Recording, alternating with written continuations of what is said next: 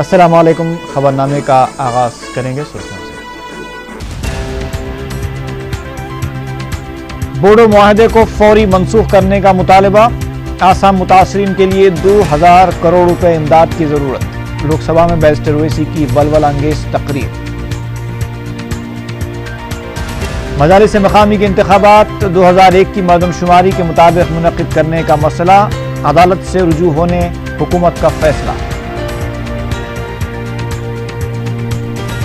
Face باز ادائیگی scheme سے متعلق ذیلی کمیٹی کے اعلان پر احتجاج کا سلسلہ جاری، فیصلہ نہیں صرف سفارش، وزیر ابتدائی تعلیم کی وضاحت۔ گیس کا تنازعہ ختم، فیس باز ادائیگی پر سپریم کورٹ کی ہدایت پر عمل، صدر پردیش کانگریس کی میڈیا سے بات چیت۔ اور انجینئرنگ کونسلنگ کی تاریخ پر فیصلہ جمعرات تک کے لیے ملتوی، وزراء کی ذیلی کمیٹی کے اجلاس میں فیصلہ۔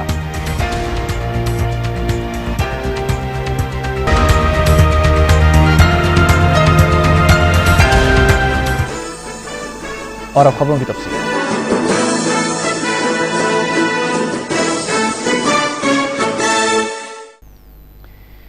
آسام کے ہولناک نسلی تشدد اور مسلمانوں پر بدترین بربریت کے مسئلے پر لوک سبھا میں تقریر کرتے ہوئے صدر مجلس بیرسٹر اسد الدین اویسی نے حکومت کو جھنجھوڑنے کی کوشش کی۔ ان کی مدلل اور معلومات آفریں تقریر سے بی جے پی کے سینئر لیڈر ایل کے آڈوانی اور سشما سوراج منہ تکتے رہ گئے۔ رکن پارلیمنٹ حیدرآباد نے الزام لگایا کہ ریاستی حکومت بوڈو لینڈ علاقوں میں غیر بوڈو 5 لاکھ متاثرین کی جان و مال کا تحفظ کرنے میں ناکام ہو گئی ہے۔ متاثرین 200 سے زائد ریلیف کیمپس میں رہنے پر مجبور ہیں۔ متاثرین کے پاس بنیادی سہولتیں حتیٰ کہ پینے کے پانی اور ادویات بھی نہیں ہیں۔ ضلع کوکراجھاڑ کے ایک ہائی اسکول میں 7700 متاثرین ہیں، جہاں کا انہوں نے خود دورہ کیا ہے۔ اگر ان ریلیف کیمپوں میں فوری طبی امداد اور بازآباد کاری کے اقدامات نہیں کیے گئے تو پھر وہاں بڑے پیمانے پر بچوں کی اموات واقع ہوں گی۔ ان کیمپس میں کئی حاملہ خواتین بھی ہیں۔ بیرسٹر اویسی نے وزیر اعظم کی جانب سے آسام متاثرین کے لیے 300 کروڑ کی امداد کے اعلان پر تبصرہ کرتے ہوئے کہا کہ یہ امداد اونٹ کے منہ میں زیرے کے برابر ہے۔ بیرسٹر اویسی نے متاثرین کے لیے 2000 کروڑ روپے امداد جاری کرنے کا مطالبہ کیا۔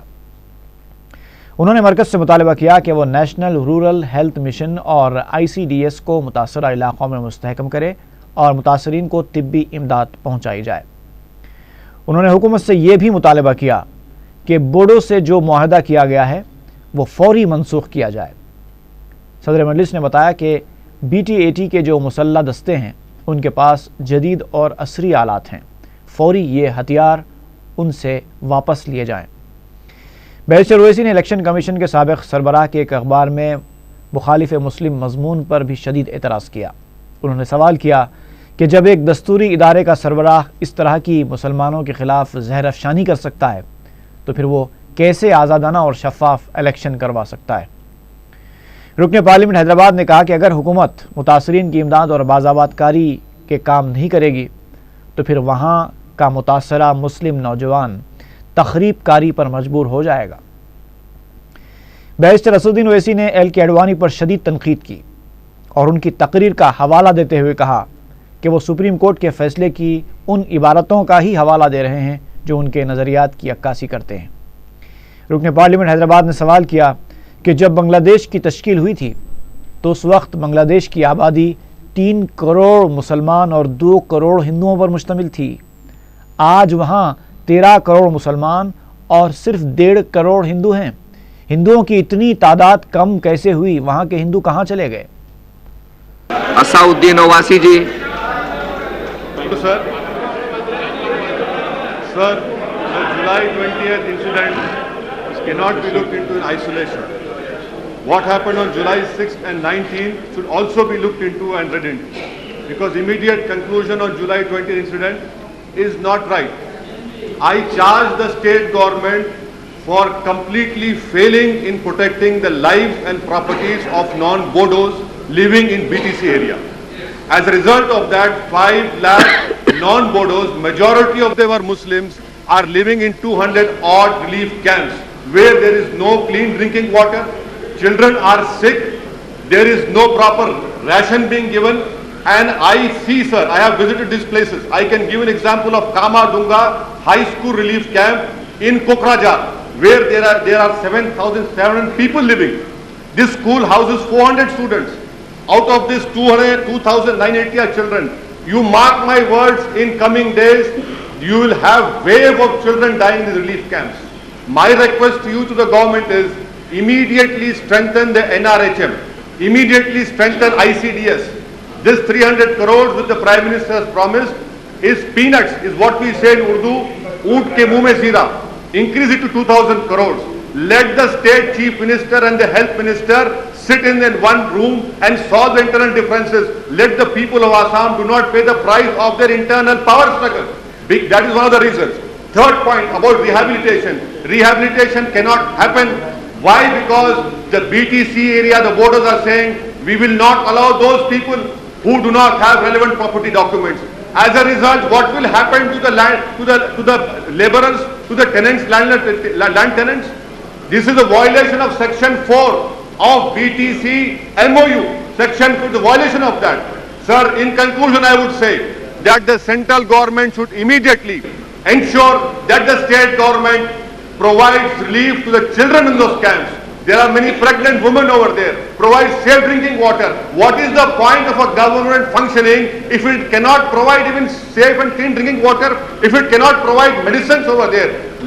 And I conclude by saying, sir, that the BTC should be dissolved immediately. They have failed completely in protecting people living over there. Scrap the borderland agreement. If you cannot scrap the borderland agreement, at least take away those areas wherein in those areas 50% of the population are not Bodos. Thirdly, sir, this militant organizations like BLT, NDFP have semi-automatic weapons. Why can't the Assam government take away those weapons from there? Election Commissioner Mr. Burma, has written an article. I would like to know from this August House, is it right for a constitutional head to write such a poisonous article? Mr. Brahma has not written an article as an election commissioner, but he has written an article as a Bodo. How will the election be conducted in a free and fair manner, if an election commissioner is biased and prejudiced towards Muslims? This the central government must look into. Lastly, sir, I warn the central government, I warn the members over here, I do not want this to happen. If proper rehabilitation does not take place, you be ready for a third wave of radicalization among Muslim youth. I don't want that to happen. We don't want that to happen. But this is what is happening. The message has gone everywhere. You are not following the Muslim psyche. You are not reading the Muslim media. I am bringing it to your notice. Let the government take note of what I am saying. Lastly, sir, Mr. Advani talked about IMDT judgment. He is right. The biggest flaw in that act was it should have been applied to the whole of India. This is what Supreme Court said. Mr. Advani deliberately had read those paragraphs of Supreme Court judgment which suited his ideology. The Supreme Court said it should have applied all over India. It should not be applied to Assam. Secondly, 30 tribunals are looking into these cases of foreigners. Let Mr. Advani go and file one single complaint. Here you have an ex-person who is a foreigner. Let him do that. Why can't he do that? Lastly, sir, I'm concluding. Lastly, Mr. Advani is fighting his war, internal party war, through UPA. He's isolated. I like that. I want him to be isolated. But let him fight his own war within his party. In conclusion, I once again urge upon the central government, sir, please look into this. And Mr. Advani, I'm sorry I'm losing your name. Please address the chair. Sir, through you. The population of Bangladesh, when Bangladesh was created, Muslims were 3 crores, Hindus were 2 crores. Now, as of now, Muslims in Bangladesh are 13 crores and Hindus in Bangladesh are 1.5 crores. The sea cannot swallow so many Hindus of Bangladesh. Where have they gone? This is the question. I leave it to the wisdom of Advani. Thank you, sir. مجالس مقامی انتخابات کو 2001 کی مردم شماری کے مطابق منعقد کرنے کے لیے حکومت عدالت سے رجوع ہوگی۔ ریاستی وزیر بلدی نظم و نسق مہیدر ریڈی نے پرجا ہیتم پروگرام کے دوران میڈیا سے بات کرتے ہوئے یہ بات کہی۔ انہوں نے کہا کہ عدالت کی جانب سے 2011 کی مردم شماری کے تحت مجالس مقامی کے انتخابات کرانے کے فیصلے پر حکومت پوری طرح سے تیار تھی، لیکن 2011 کی مردم شماری کے مسودے کے لیے مارچ 2013 تک کا وقت طلب کیا گیا ہے، اس لیے حکومت عدالت سے رجوع ہو رہی ہے۔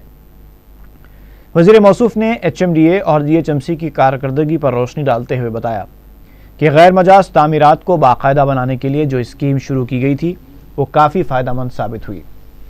انہوں نے سرکاری نالوں پر غیر مجاز تعمیرات کے خلاف کارروائی کو عملی طور پر انجام دینے کو ضروری قرار دیا۔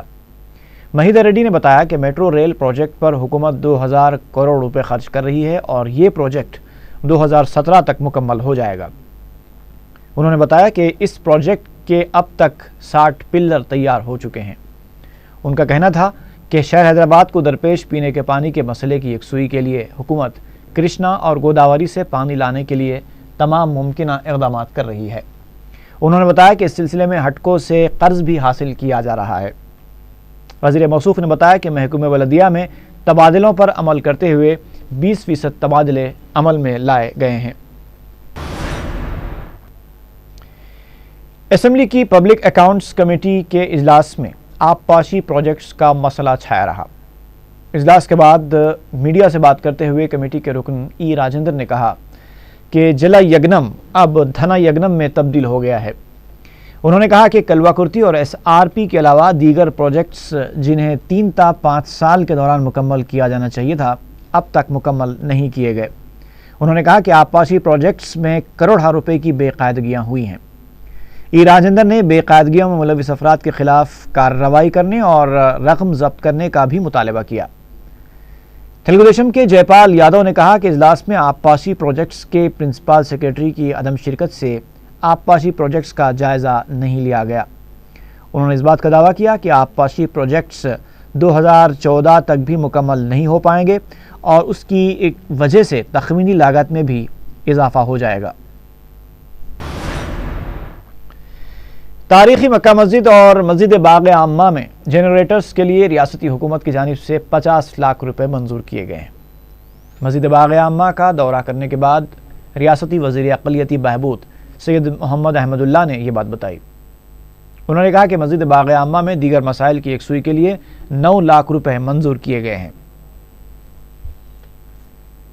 ریسنٹلی 9 لاکھ روپے 4,25,000 روپے یہ پینل بورڈ کو کیبل کے لیے کرے ہیں اور 4,75,000 4,75,000 روپے یہ سول ورک کے لیے نیا وضو خانہ بننے کے لیے وضو کے سے بھی۔ اور اس بیچ میں کل 2 روز کے پہلے ایک ہمیں سینکشن کرے 50 لاکھ روپے جنریٹر کے لیے، یہاں ایک 25 لاکھ روپے، وہاں ہمارے مکہ مسجد کے 25 لاکھ روپے نیا بڑا جنریٹر کرنٹ کا ذرا پرابلم ہے، جنریٹر آٹومیٹک جنریٹر لگانے کی ہے، اس کا بھی صبح کو میجرمنٹ لگیں گے تھے، انشاءاللہ جلدی سے جلدی ہوا تھا۔ اور لائٹاں ہیں نا سائڈا میں لائٹاں لگا سو ہمارے نامپلی MLA صاحب خان صاحب وہ تو کارپوریشن سے سپریٹ کریں، ہم نہ نہیں وہ ان کو میں تہ دل سے میں شکریہ ادا کرتا ہوں خان صاحب کا۔ خان صاحب نامپلی MLA صاحب لگائیں گے تھے۔